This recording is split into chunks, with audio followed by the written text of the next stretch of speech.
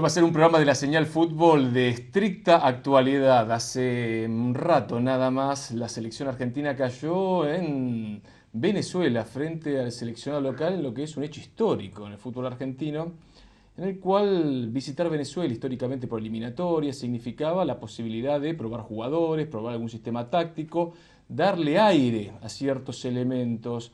5 defensores puso en cancha Alejandro Sabela para intentar coartar lo que parecía, lo que se veía de antemano, lo que iba a ser un partido en el cual el equipo venezolano se jugaba un lugar histórico en el firmamento del fútbol sudamericano, que era derrotar finalmente a la Argentina. Por actitud, Venezuela lo hizo y Argentina queda sumergido en un mar de dudas. Hugo Pressman, ¿cómo estás? Bienvenido, vos decís bienvenido al tren. Sí. Sumate a la Señal Fútbol. Bueno, gracias, Carlos. Vi el partido. Primero ya estaba sorprendido por algunas declaraciones de Sabela previas, que él prefería ganar medio a 0-0. Una expresión que era la primera vez que yo escuchaba, aunque sea medio a 0-0. Por eso puso una línea de 5 defensores. Venezuela ha evolucionado notablemente, es cierto, ya lo había demostrado en el sudamericano, en que llegó a salir cuarto. La victoria a Brasil. La victoria a Brasil. La victoria a Brasil. Además, tiene una serie de jugadores. En general uno ve en el equipo venezolano la idea del toque, de no jugar al pelotazo, me da la impresión, de un estilo. Creo que los jugadores argentinos y brasileños que jugaron mucho tiempo en Venezuela han dejado una simiente interesante. La mano de José Omar Pastoriza. De Pastoriza, eso lo reconocen los mismos venezolanos. De manera que es un equipo que intenta jugar al fútbol. Ahora, eso todavía existe teóricamente y prácticamente una distancia importante entre la Argentina y Venezuela. De manera que ir a jugar con una línea de 5, y además, aunque fuera una línea de 5, a mí esta historia de colocar marcadores de punta que actúan como semivolante, terminan no siendo ni marcadores de punta ni volante. Esa es la sensación que yo tengo. El fútbol argentino ha tenido dos paradigmas en esa posición que bien planteás, ¿no? Del lateral que se convirtió en carrilero y no sabemos muy bien de qué juega, y viceversa, ¿no? El carrilero, el mediocampista que el técnico lo obligaba a defender. Y son Juan Pablo Sorín y el Kili González, dos jugadores a los cuales se los devoró esa dinámica y terminaron sin una posición clara en el campo de juego. Y hay que ordenar el fútbol argentino, ¿no? Hay que ordenarlo en lo táctico, hay que ordenarlo sobre todo en lo estratégico, ¿no? Carlos, ¿Cómo entender el fútbol argentino? Con eso que vos decís, viste los jugadores, esta es una idea en general de Bilardo, ¿no? De que cualquiera puede jugar de cualquier cosa, pero en la historia de esos jugadores que se llaman polifuncionales, yo recuerdo dos jugadores, que pasaron por River. Matosas, que finalmente no se le encontraba el puesto, porque venía para un número 3, que era el origen, pagar 33 millones de pesos. La fortuna de 1965. Exacto. Era fortuna. Y además con todo, ¿te acordás todo el tema? Que tenía un problema cardíaco, fue toda una historieta, lo atendió el doctor Cosio, bueno, finalmente le dieron el ok, después se llevaba muy mal con el resto de los jugadores, con Baraca y demás.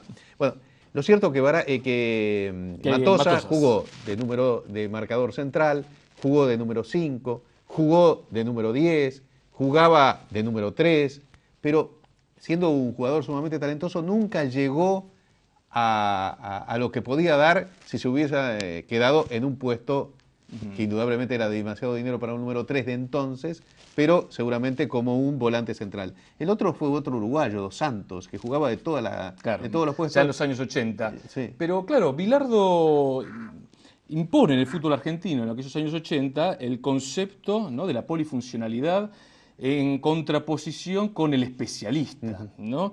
Y el fútbol argentino, y esto es un tema para analizar, Hugo, voy a apelar a tu memoria reciente de hincha que sigue habitualmente todas las jornadas del fútbol argentino, recientemente de River. A determinada edad uno recuerda lo anterior y lo reciente tiene dificultades. Pero Carlos Bilardo impone... Y yo tengo muchas razones para olvidarme lo reciente. Y eso que le ganaron muy bien a Atlanta hace pocas semanas. Bueno, sí. Fíjate, es reciente y eso me acuerdo muy bien.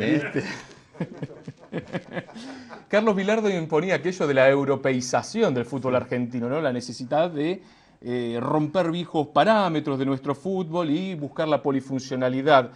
que a la larga terminó con esta cuestión, ¿no?, de jugadores que no tenían una posición fija. Y hay un gran problema que se está viviendo y que la AFA va a tener que analizar en forma integral, estratégica, que tiene que ver con los defensores y los mediocampistas, ¿no?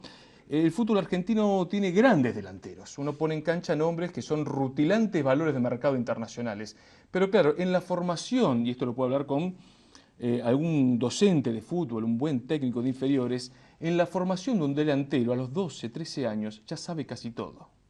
En cambio, en un defensor se necesita más recorrido de formación. No solamente necesita conocer el puesto, el oficio, sino que necesita un rodaje. Ahora, ¿con qué problema nos encontramos? Me parece a mí, Hugo. La selección argentina tiene grandes proyectos de defensores que se han estancado. Pienso en Marcos Rojo, el ex jugador de Estudiantes de La Plata, en Otamendi, en Nicolás Pareja, 3 jugadores que fueron citados por Sabela, que fueron transferidos por sus clubes de origen, Estudiantes, Vélez Sarsfield, Argentinos Juniors, a ligas de escasa jerarquía. A Rusia, a Portugal, a Bélgica en su momento, y esa necesidad, ese post de aprender que tendrían esos jugadores, que en una liga competitiva, muy competitiva como la Argentina, decretó que se hayan quebrado, su carrera en relación con su mejoría. No sé cómo lo ves. Bueno, me parece que forma parte del apresuramiento de muchas transferencias en el fútbol argentino. Primero, un chico de pronto de 17, 18 años, no es fácil ir a jugar a una primera división de Italia o de España. Ahora sí, no lo orientan bien, si lo llevan a Rusia, de alguna forma están obstaculizando su desarrollo futuro. ¿Te puedo dar un dato? Se lo doy a los oyentes. A ver. El fútbol ruso y el ucraniano es el único que paga en efectivo. Bueno, pero eso, recibís dinero ahora y tal vez estás sacrificando la posibilidad de tener dinero más grande dentro de unos años. Preguntemos en River por Fernando Cabenagui. Claro. ¿Por qué lo vende a Cabenagui al Spartak de Moscú cuando Cabenagui tenía números excepcionales en River y podía ser transferido a otro fútbol? Pero hay una realidad, los defensores argentinos son transferidos muy jóvenes, con 20, 21, 22 años, a ligas de escasa jerarquía. Y cuando los jugadores se van a países en los cuales uno ve como la meca del fútbol, como Italia, como España, como Inglaterra, ese fútbol tiene una jerarquía también, o por lo menos esos jugadores adquieren una jerarquía que le permiten la alta competencia. Lo pongo en duda. Bueno, está jugando en ligas en donde, sobre todo en Italia, y donde están los mejores jugadores del mundo prácticamente, ¿no? Y en España, muy concentrado. Obviamente es Barcelona y Real prácticamente, no, es un campeonato de dos el español. En Italia es bastante más parejo y en Inglaterra también, pero hay pocos jugadores. Pero coincidís que hay una problemática que tenemos en el fútbol argentino con los defensores.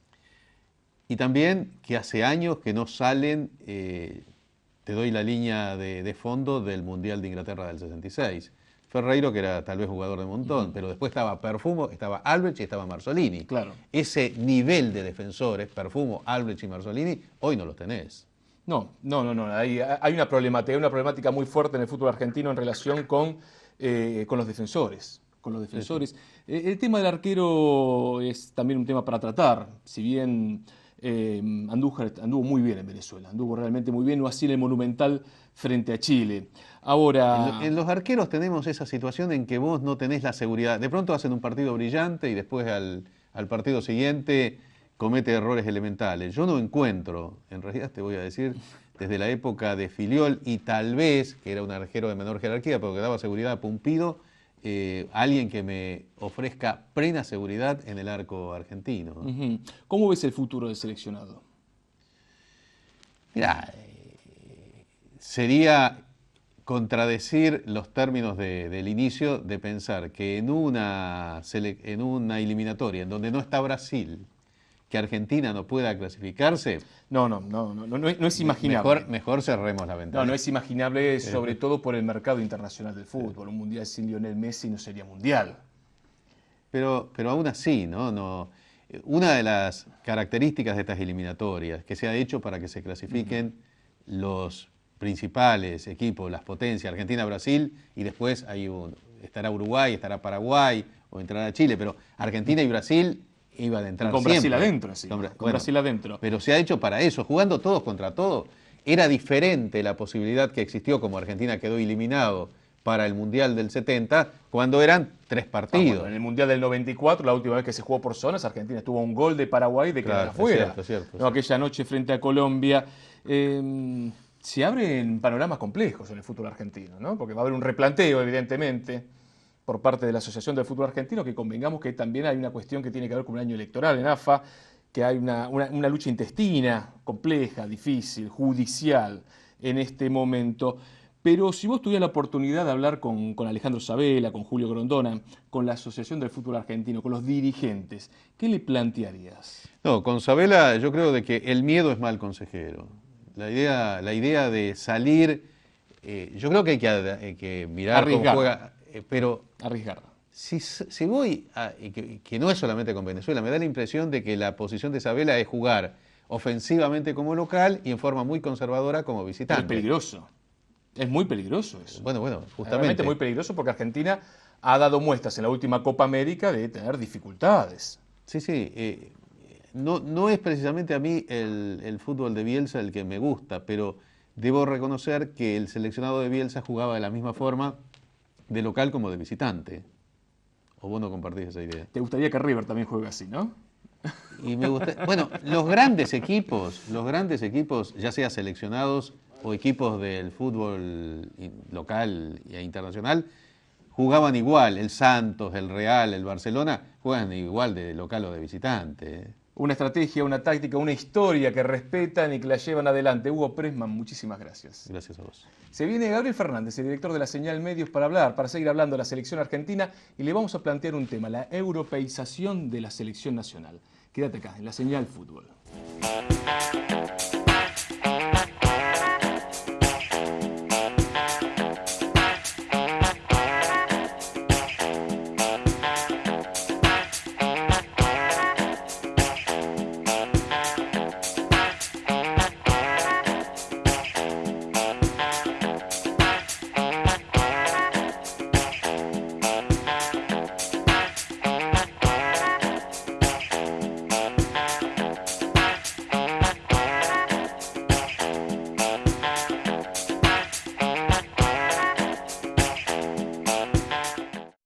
Continuamos acá en la Señal Fútbol y se armó un clima muy singular acá en nuestro estudio.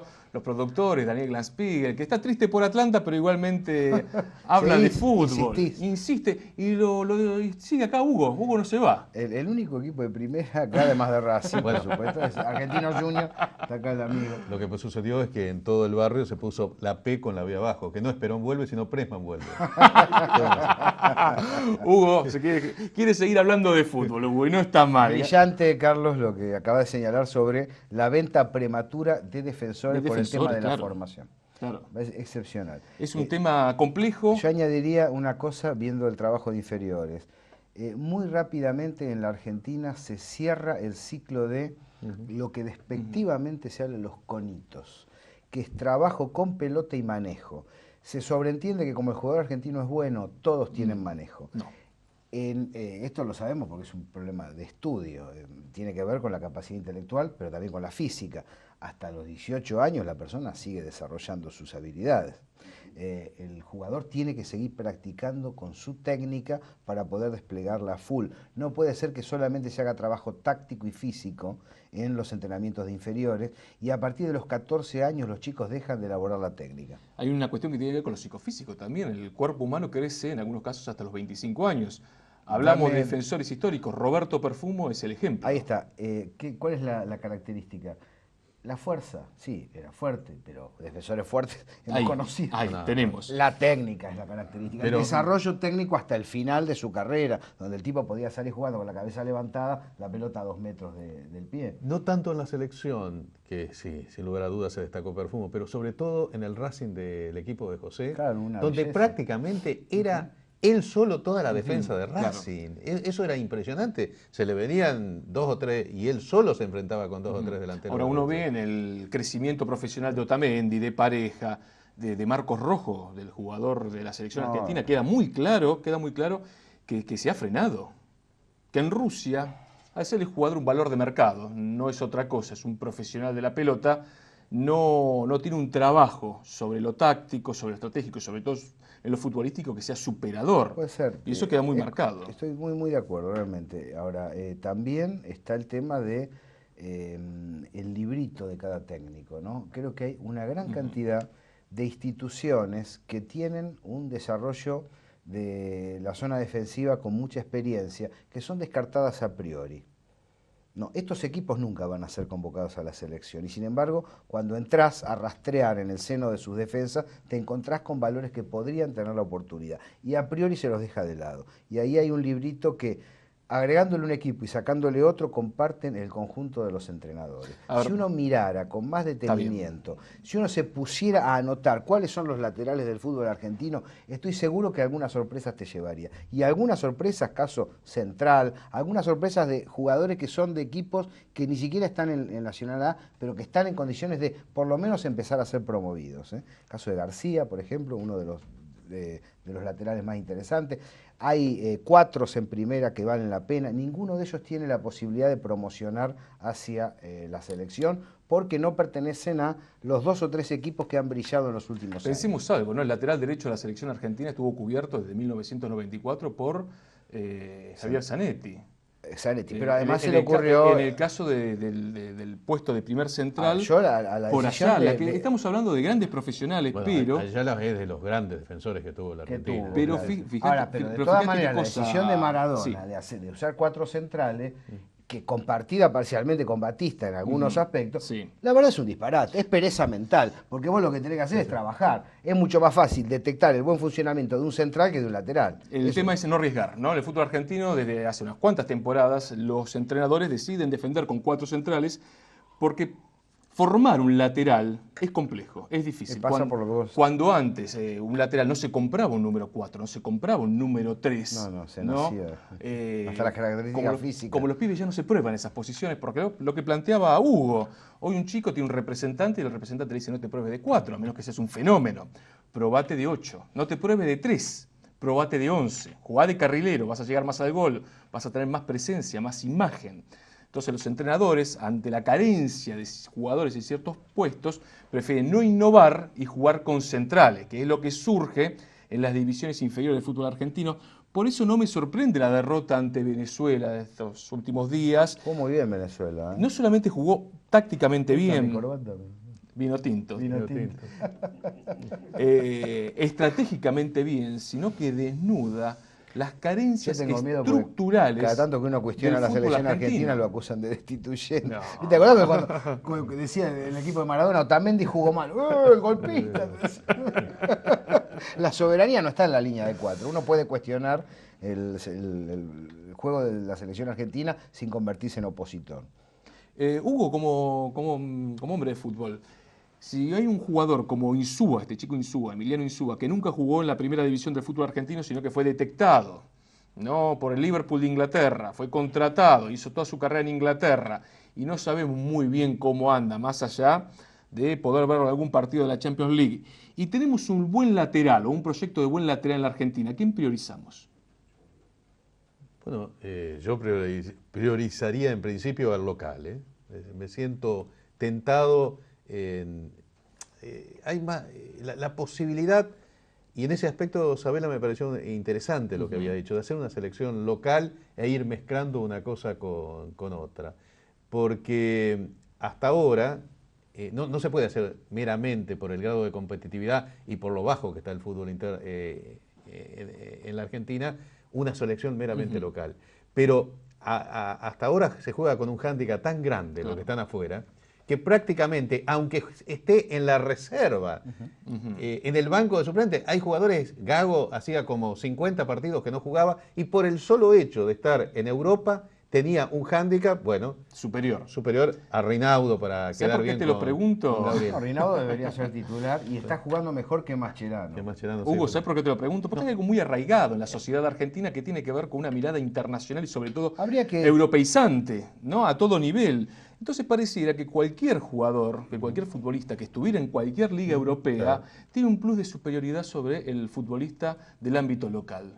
Y esas son cosas que no se analizan. A mí me parece, bueno, yo comparto eso, pero ya que lo mencionaste a Mascherano, ¿No sería la hora que Mascherano juegue en la selección argentina en el puesto que está jugando en el Barcelona, en la última línea?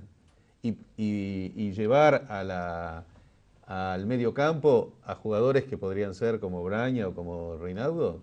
Eh, no le des la idea porque Isabela te lo retrasa a Mascherano, a Braña, a Reinaldo y pone 5 de mediocampistas Digo, más.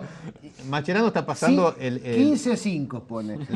la característica, bueno, en el fútbol argentino hubo muchos casos, por ejemplo. Ahora habría que definir José eso. Baraca era número 5 y pasó a Cuevero. Ramos Delgado era 5 y pasó a la última línea y fue un destacado número 2 de la selección argentina. Ahora, es importante lo que están diciendo.